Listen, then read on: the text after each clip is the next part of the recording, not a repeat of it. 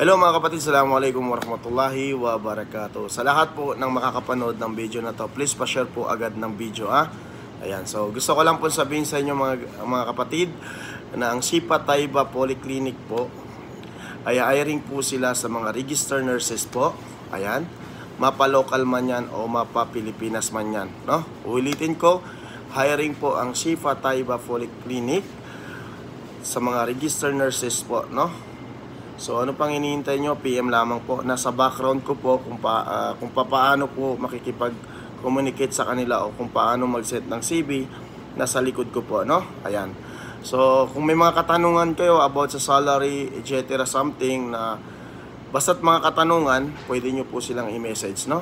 Ayan, nasa background ko po. So please pa-share po nung ating video, no? Maraming salamat po at mabuhay po kayong lahat.